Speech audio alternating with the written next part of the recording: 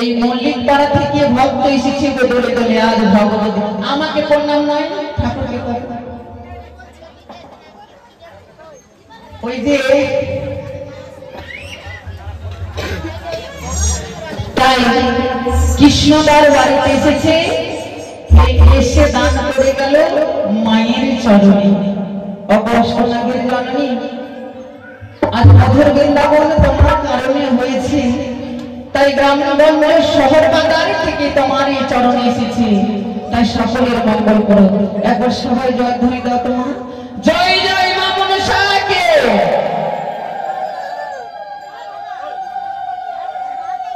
একটা কথা বলবো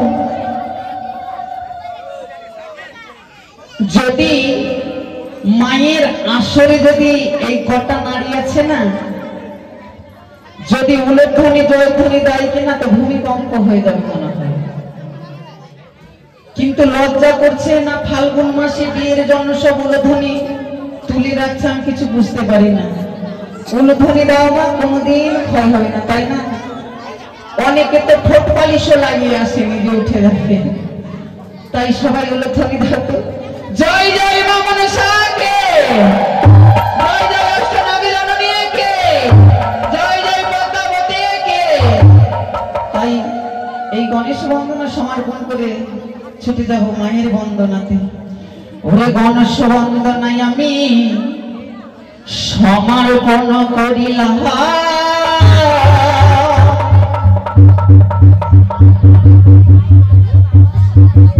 আর মায়ের বন্দনায় আমি ওনা মনেতে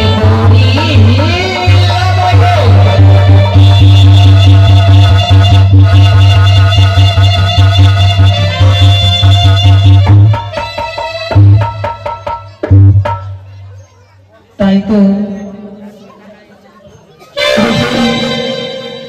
এই মা মনসা এমন এক দেবী গো মনের ইচ্ছা পূর্ণ করি তাই বলে মা মনসা আর একটি কথা বলে মনসা কারণে কারা কারা জানে একটু বলবে আস্তে মনসা কার কন্যা গো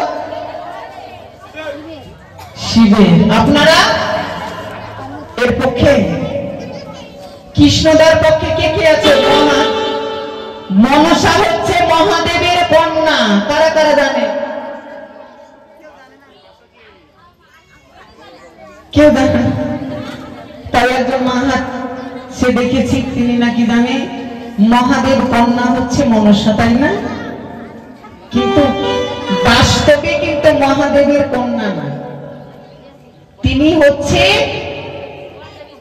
কশ্যপ ঋষি পিতা আর কদ্রুর হচ্ছে মাতা এই হচ্ছে মায়ের মা এবং বাবা মহাদেবের কন্যা নয় গো মহাদেব পালিত করেছিল তার জন্য পালিত বাবা হয় বাবা অনেক প্রকারের হয় মৃত বাবা হয় জন্মদাতা বাবা হয় গরু বাবা হয় পালিত বাবা হয় না তদ্রূপ মনসা হচ্ছে শিবের মানস কন্যা আর জন্মদাতা পিতামাতা হচ্ছে কশ্যপ ঋষি আর সেই কদ্রুর জননী আমাদের বংশ বৃত্তান্ততে যদি যাওয়া যায় আমি হইতে আমার বাবা বাবা হইতে তার বাবা এরকম তার বাবা বাবা করতে করতে গড়াই গিয়ে যে বাবা বাবা সেটাই হচ্ছে কশ্যপ বাবা তাই ওই জন্য আমাদের যদি বিবাহ হয় কিংবা যার যজ্ঞে যদি পূজা অর্চনায় বসি বলে তোমাদের গোত্র কি বলে না সবাই বলে কশ্যপ গোত্র কারণ কশ্যপ হইতে মানুষের জন্ম হয়েছে তাই আমরা কশ্যপ গোত্রের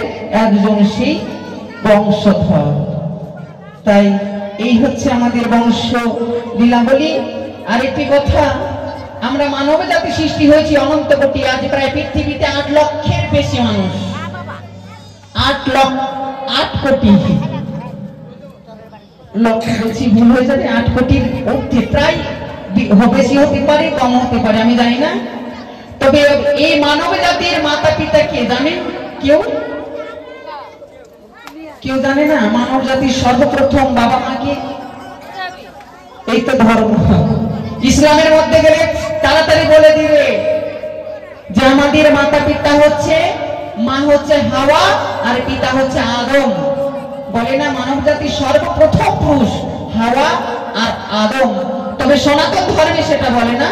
সনাতন ধর্মে বলেছে যে আমাদের সর্বপ্রথম মানব জাতির মাতা পিতা হচ্ছে মান্য আর মাতা হচ্ছে শতরূপা, তার থেকে হয়েছে আমাদের এই জন্ম। তাই কি করছে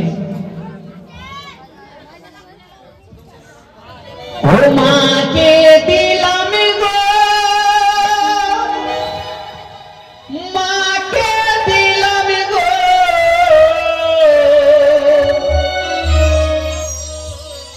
মায়ের অভয় পদে দিলাম গো, যুগল পদে দিলাম গো,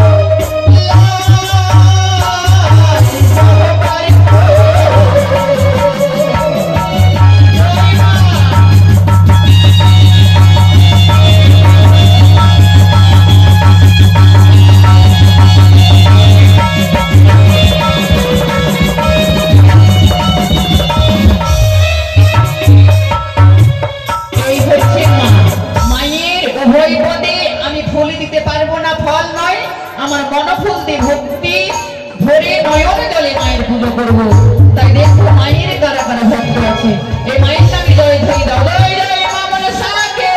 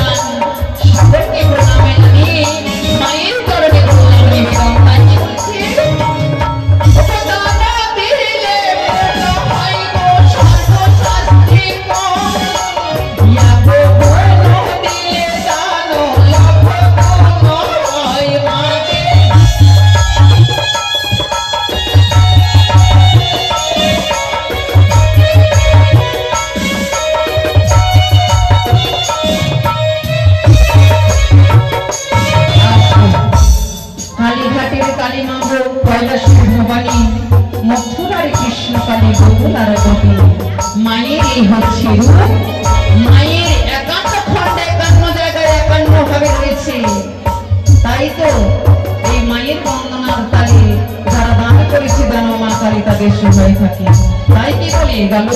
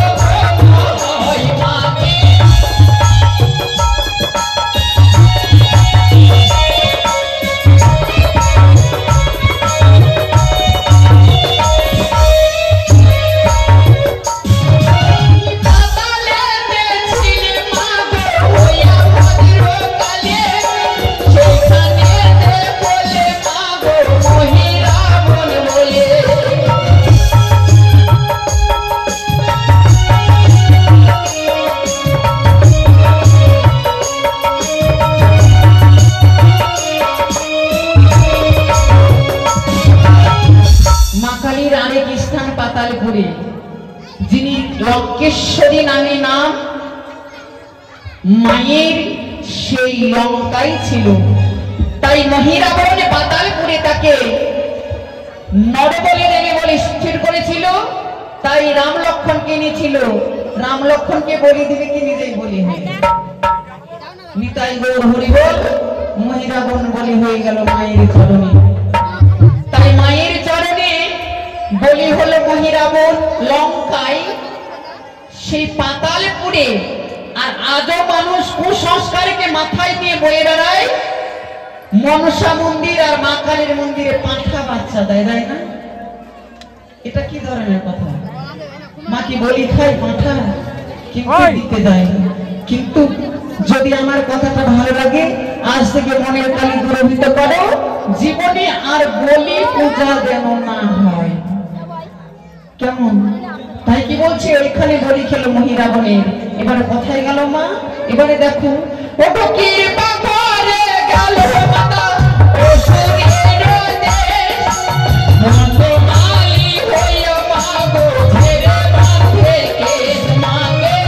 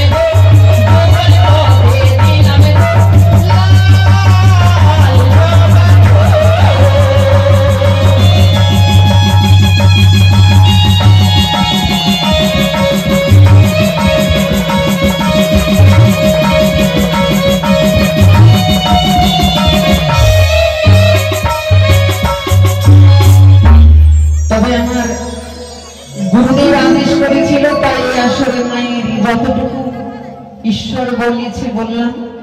তবে এবার আমার গুরুদেব আসরে আসবে, তাই গুরুদেবের কণ্ঠে এই মধুর বচন মায়ের লীলার কথা তুলে ধরবে। ধৈর্য সহকারে আপনারা বসে শ্রবণ করুন।